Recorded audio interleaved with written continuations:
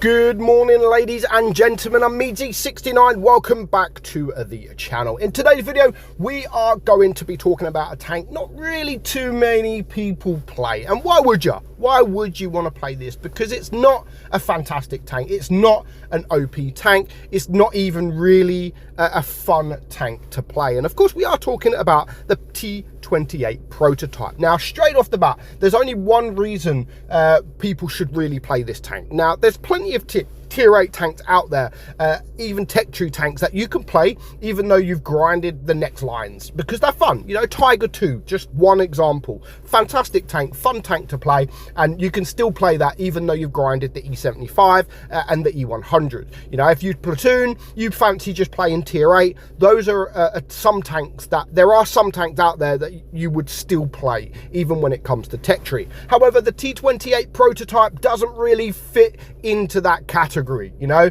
you wouldn't play it just to have a little bit of fun. There is literally one reason you would play this tank, and that is because the tanks that lead on from it are actually pretty good tanks. So the T30 in tier 9, very, very good tank. And of course, then the E4 in tier 10, another very, very good tank. So those are the only reasons you would play the T28 prototype. And again, it's a tank you don't really see too much on the battlefield. Like, you hardly see the T28 prototype. Now, you can say that also the same for the T28. Very boring tank, very weak tank. I mean, the armor's okay, gun's good, but yeah, there's no reason other than grinding the lines to play these tanks. So the turret on this thing is 203 millimeters, the same as the hull. So the armor profile actually is not too bad. But again, people will switch to premium rounds. They would be able to penetrate you very, very easily. The DPM is actually pretty good at 2,763. That is just an 8.69 second reload. Your penetration, 248 on your AP, 297 on your APCR. So again, actually very, very good pen, and 60 on your HE. You've got a 400 alpha gun, 340 on your APCR, and 515 on your HE. So of course, if you can get that HE out, then it is worth trying to shoot a bit of HE. You've got 10 degrees of gun depression, again, which is actually very nice. However, you do only have 28 kilometers an hour speed. So it's a very slow tank. Now, the difference between the T28 prototype and the T28 is, of course, this has a turret. So you've got a bit more flexibility with this thing. With the T28, you have to directly face you have to directly face tanks to be able to shoot them. Where at least with the T28 prototype, it is a little bit better because, you know, you can turn your turret. So it does help that little bit more. But you do, I mean, the T28 has a little bit better armor. So we're going to get into a game, not by me, actually by Team Trouble, a very, very good friend of mine, been a friend to the channel for a very, very long time. And he had a pretty decent game. So I thought, you know what, let's talk about the T28 prototype. We haven't spoken about it for a very long time, and it's perfect for a video. And another question is, for Team Trouble, it's why are you even playing this tank? Why did you decide to play the tank? Because surely people don't sit there in the garage and think, you know what, I fancy playing the T28 prototype. Why would you? Like, literally, why would you? I get some people may like the tank, but surely you don't like it enough just to play, when you may already, I haven't actually seen, but maybe he is grinding. Team Trouble, let me know. Are you grinding, or do you generally really, really love this tank? Let me know. Let me know. So he's gone left here on Lagoon. Most of the team have come here, except for the a medium that has decided to go over there pretty much on his own, and it's not the best of tanks to be on your own, the Lorraine 40T over there.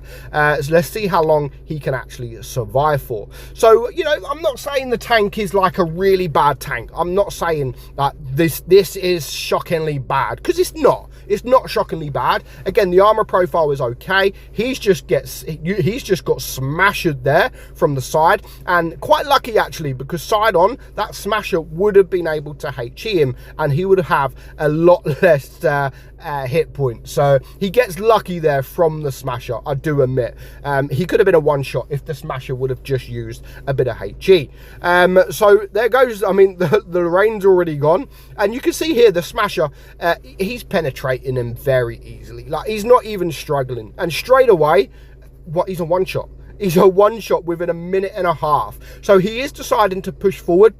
Now he needs to get under this smasher, and you know, the DPM, as I've said, the DPM is nice, the penetration is quite nice, but it's just, you know, that the bad things I think outweigh this tank. How slow it is, the armor profile, again, some people may think it's good, and to some extent, if you're higher tier, then yeah, you may bounce a few shots, but if you're lower tier, you're not going to bounce anything really. Like, you're not hardly going to bounce anything at all. So they do manage to clear the smasher, so at least that is one tank down, and he may actually be able to take a shot from most of the other tanks that is still on the battlefield. However, it is a 4 versus 4, so he does need to be careful of his hit points. You know, you've got a few tanks over there. There's a one shot over there. The Gravedigger is full hit points, so he's going to have to try and use the DPM of this tank to be successful. So far now, it is a 3 versus 4, and it already looks like it is going to be a loss for the green team. So 1100, or basically 1200 damage done, and I mean, just how boring is it? Look how slow it is. It's now 2 against 4.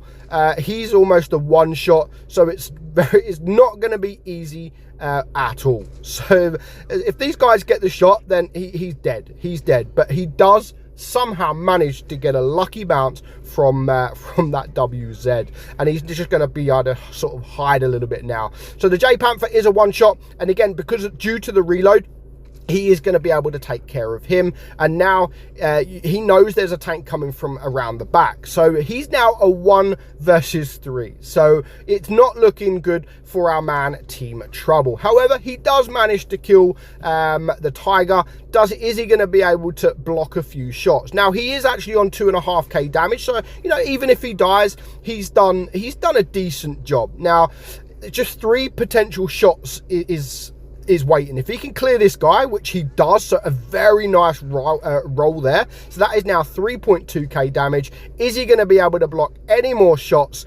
Because he's still going to need to. Now, as I talk about the armor being not fantastic, he's just bouncing everything from this Peugeot. Poor Peugeot, like absolutely poor Peugeot. He shouldn't have bounced all them shots that he did. So he does manage to walk away with the victory with 1500 block damage, which I have to say he did get pretty lucky with them block damage, with them block damages, and then 3.8k damage. Now he didn't get the mastery badge that I think he still deserved, but you know, first class.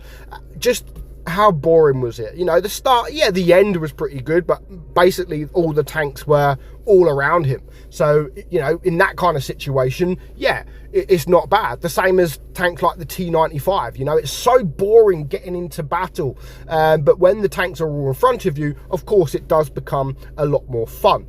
But again, it's a tank that you don't see often, and it's just, why would you play it? Why would you? Why would you want to play it? Let me know in the comments below, is the T28 Prototype a tank that you like to play just to have fun? Let me know in the comments below. But for now, hope you enjoyed today's video. I'm meadsy69, and I will catch you all soon. Bye-bye.